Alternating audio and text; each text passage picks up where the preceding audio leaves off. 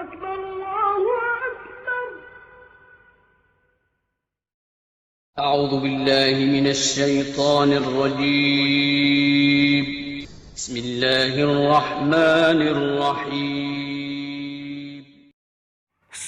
صحیح بخاری حدیث نمبر 358۔ سعید بن مسیب سے روایت ہے، وہ حضرت ابو ہریرہ رضی اللہ تعالیٰ عنہ سے کہ ایک پوچھنے والے نے رسول اللہ صلی اللہ علیہ وسلم سے ایک کپڑے میں نماز پڑھنے کے متعلق پوچھا تو آپ صلی اللہ علیہ وسلم نے فرمایا، کچھ برا نہیں، بھلا کیا تم سب میں ہر شخص کے پاس 2 کپڑے ہیں؟ صحیح بخاری حدیث نمبر 359۔ حضرت ابو ہریرہ رضی اللہ تعالیٰ عنہ سے روایت ہے کہ رسول اللہ صلی اللہ علیہ وسلم نے فرمایا کہ کسی شخص کو بھی ایک کپڑے میں نماز اس طرح نہ پڑھنی چاہیے کہ اس کے کندھوں پر کچھ نہ ہو۔ صحیح بخاری حدیث نمبر 360۔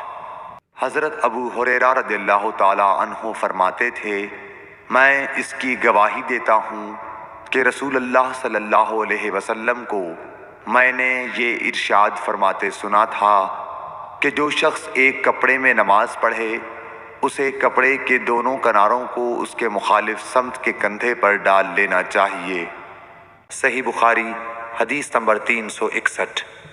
ہم سے یحییٰ بن صالح نے بیان کیا، کہا ہم سے فلیح بن سلیمان نے، وہ سعید بن حارث سے، کہا ہم نے جابر بن عبداللہ سے ایک کپڑے میں نماز پڑھنے کے بارے میں پوچھا تو آپ نے فرمایا کہ میں نبی کریم صلی اللہ علیہ وسلم کے ساتھ ایک سفر غزوہ بوات میں گیا، ایک رات میں کسی ضرورت کی وجہ سے آپ کے پاس آیا، میں نے دیکھا کہ آپ صلی اللہ علیہ وسلم نماز میں مشغول ہیں۔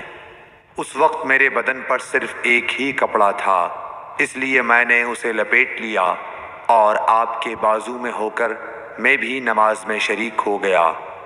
جب آپ نماز سے فارغ ہوئے تو دریافت فرمایا، جابر اس رات کے وقت کیسے آئے؟ میں نے آپ صلی اللہ علیہ وسلم سے اپنی ضرورت کے متعلق کہا۔ جب میں فارغ ہو گیا تو آپ نے پوچھا کہ یہ تم نے کیا لپیٹ رکھا تھا جسے میں نے دیکھا؟ میں نے عرض کی کہ ایک ہی کپڑا تھا، اس طرح نہ لپیٹتا تو کیا کرتا؟ آپ صلی اللہ علیہ وسلم نے فرمایا کہ اگر وہ کشادہ ہو تو اسے اچھی طرح لپیٹ لیا کر، اور اگر تنگ ہو تو اس کو تہبند کے طور پر باندھ لیا کر۔ صحیح بخاری حدیث نمبر 362۔ ابو حازم سلمہ بن دینار نے بیان کیا سہل بن سعد سعدی سے، انہوں نے کہا کہ کئی آدمی نبی کریم صلی اللہ علیہ وسلم کے ساتھ بچوں کی طرح اپنی گردنوں پر ازاریں باندھے ہوئے نماز پڑھتے تھے، اور عورتوں کو آپ کے زمانے میں حکم تھا کہ اپنے سروں کو سجدے سے اس وقت تک نہ اٹھائیں جب تک مرد سیدھے ہو کر بیٹھ نہ جائیں۔ صحیح بخاری حدیث نمبر 363۔